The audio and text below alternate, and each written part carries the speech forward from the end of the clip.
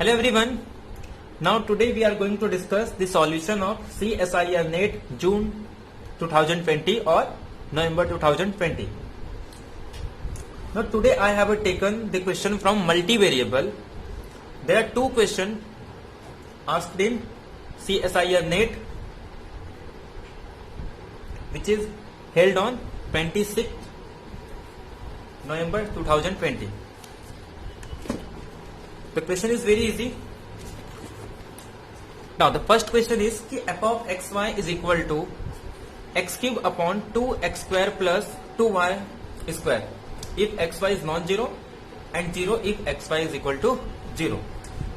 Now the option is f is discontinuous at 0 0, f is continuous at 0 0, f has a directional derivative at origin and f is not differentiable at 0 0. The question is very simple. Now let's start to solve.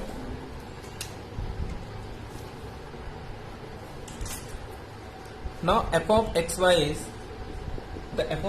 is equal to x cube upon x square 2 plus 2y square. तो ये हमारे पास एक function दिया है. Now we have to check the function is continuous, differentiable or directional derivative exist at origin. Now first we will check the function is continuous or not. For continuity we use the parameterization, that is put y is equal to mx. Means हमें क्या put करना है, y के place पे mx put करके हम ये check करेंगे कि ये वैल्यू 0 को अप्रोच कर रही है या मतलब इसकी वैल्यू कोई फिक्स वैल्यू आ रही है या फिर ये डिपेंड करता है इस m पे. तो अगर सपोज हम ये पैरामीटराइजेशन पुट करते हैं, that is path y is equal to mx. तो अगर हम suppose y is equal to mx put करते हैं तो ये हमारे पास हो जाएगा x cube upon 2x square plus 2m square plus x square. तो ये हो जाएगा x cube upon 2x square common ले लेंगे तो ये हमारे पास सिंपल आ जाएगा 1 अपॉन 2m स्क्वायर. अब ये कैंसल तो therefore x upon 2 into 1 plus 2m square. अब जब इस पे हम लिमिट अप्लाई करेंगे तो limit x y tending to 0 0.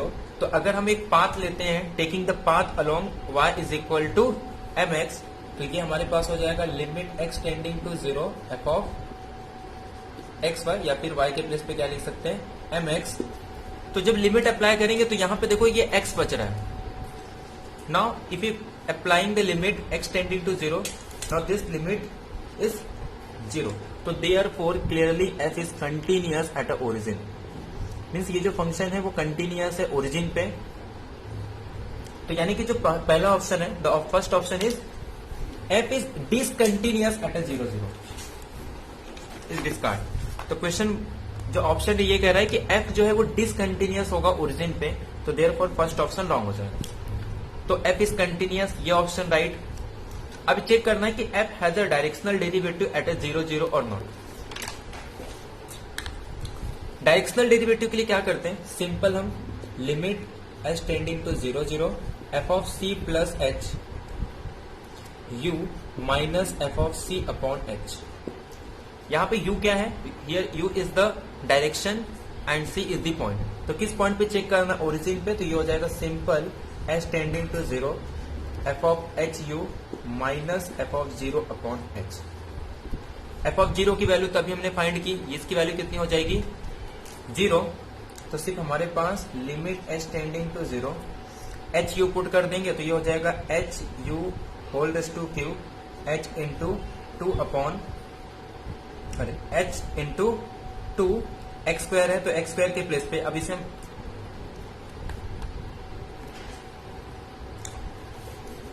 हम पहले देखो. तो लिमिट h टेंडिंग टू 0, अगर इसे हम सपोज पहले h u1 h u2 upon h, means जो x कोऑर्डिनेट है वो क्या होगा h u1 और second coordinate h u2. Then limit h tending to 0 तो ये हो जाएगा h u1 cube upon h 2 into h1 h square u1 square plus 2 times h square u two square.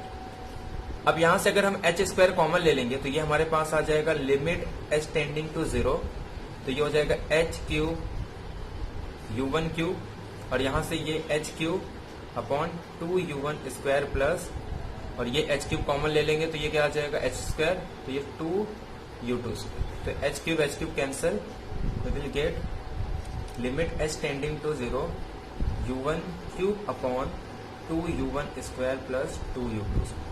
तो क्लियरली ये हर पॉइंट के लिए एग्जिस्ट होगा, तो ये हमारे पास आ रहा है u1 square plus 2u1 square plus 2u2 square, यानी कि अगर हम कोई भी नॉन जीरो डायरेक्शनल ले रहे हैं तो हर पॉइंट पे ये क्या होगी, इसकी डायरेक्शनल डेरिवेटिव एग्जिस्ट होगी। तो therefore f has a directional derivative eight a origin, यानी कि सेकेंड ऑप्शन और जो थर्ड ऑप्शन है is correct. Therefore f has a directional derivative eight 0। Similarly, we can check since f is a continuous and also partial derivative exists at x and y. Also, f has a directional derivative, so therefore f is a also differentiable. But here in option D, f is not differentiable at origin. So therefore, option number D is wrong. The only option correct are B and C. The option B and C are correct. That is, f is a continuous at 0, 0, and f has a directional derivative at the origin. Now, similarly, we can check the question number second. That is, f of xy is equal to x square minus y square and in denominator x square plus y square. F is a continuous at origin, f has a directional derivative at origin, or there exists a open neighborhood such that f is a bounded, or there exists a neighborhood such that f is, there does not exist, or we say that there does not exist any neighborhood such that f is a bounded. Now first we will check continuity. Again here f of xy is x square minus y square upon x square plus y square. Taking the path along y is equal to mx, we will get f of x is equal to mx, that is x square minus m square x square upon x square plus m square x square. So therefore, taking x square common, we will get 1 minus m square, 1 plus m square. Clearly, if we applying the limit, then it will be depend on m. That is, if we taking different path, we will get different limit. यानी कि different path के लिए different limits मिलेंगी. तो therefore f is not a continuous. क्योंकि continuous का meaning क्या होता है? जैसे हम अगर सिंगल वेरिएबल की बात करें, चाहे हम LHS से अप्रोच करें या RHS से अप्रोच करें, यानी कि उसकी जो लेफ्ट हैंड लिमिट और राइट हैंड लिमिट क्या होनी चाहिए, सेम वैल्यू को अप्रोच करनी चाहिए और वो उसके फंक्शनल वैल्यू के इक्वल होनी चाहिए। ऐसे ही जब हम 2 डायमेंशन की बात करते हैं तो हम डिफरेंट पाथ लेते हैं और हर एक पाथ के लिए फंक्शन क्या होना चाहिए, उसकी लिमिट एग्जिस्ट होनी चाहिए और उसके फंक्शनल वैल्यू के इक्वल होनी चाहिए। बट यहाँ पे ऐसा नहीं हो रहा है, तो therefore it depends on m. That is, if we taking different path we will get different limit. तो therefore f is not continuous at a origin. Now first option में हमारा लिमिट एग्जिस्ट हो रहा था और वो उसके फंक्शनल वैल्यू के इक्वल था, तो therefore f is a continuous, but here f is not continuous. Similarly, we can check कि f is not directional derivative by using the previous definition, that is f of c plus h u minus f of c upon h. Then limit h tending to 0. Therefore, limit h tending to 0, since point is origin, so therefore f of h1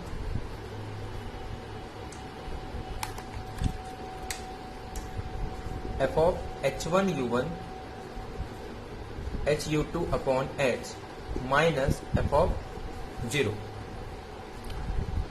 And since f is not exist at a f of 0, sorry, at a f of 0, suppose this is 0 at x is equal to 0.